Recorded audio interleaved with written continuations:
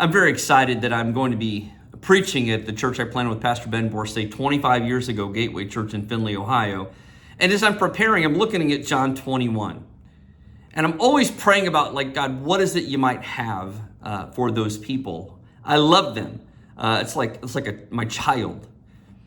And as I look back, there were so many different styles of churches when we planted that church. There were, the prosperity gospel churches, or there were the seeker churches, or the high churches, traditional churches, old style churches, whatever.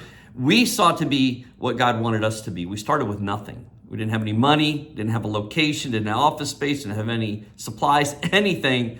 That's how we started, and we simply tried to obey God. I'm not trying to fantasize or exaggerate what happened, but it was a super miracle at how God worked. As I lead a church now at Westside Church for over a decade, I see the same thing as in my life as I see there in John 21. What do I see in John 21? Here's Jesus restoring Peter after he denied him 3 times. And then he prophesies to Peter that he's going to die a martyr's death. That doesn't sound too exciting, but that was the reality for Peter from Jesus himself. And then Jesus simply said, "Follow me."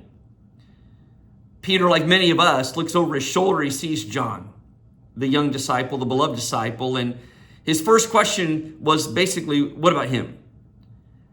And Jesus, his response ultimately was this: "What is that to you? Follow me." I believe we need to hear that. We need to hear that individually in our spiritual lives. We need to hear that in our ministries. One of the great struggles we have is that we're looking at someone else or another ministry and maybe what God's doing there, what God's allowing there, and comparing rather than simply following Jesus. And as we simply look to Jesus and follow him, there's where we're going to have great fruit. Think of Peter. God used him in powerful ways. I believe he did obey God. He obeyed Jesus, and he followed Jesus, even to a martyr's death. And God used him to impact so many lives. I'm not saying I'm Peter, but I would say something I have learned as a pastor: people are always trying to get me off track. They're trying to get the ministry off track. They want what they want more than they want people to know Jesus. And what I need to do individually as a Christian, what I need to do as a husband, as a father, what I need to do as a pastor is discern what is God's will for my life. What is God calling me to? What does it mean to follow Jesus for me? And then simply follow Jesus.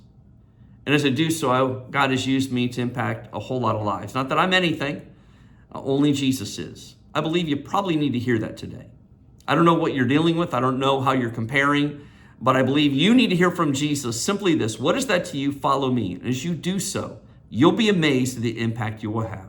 God bless you.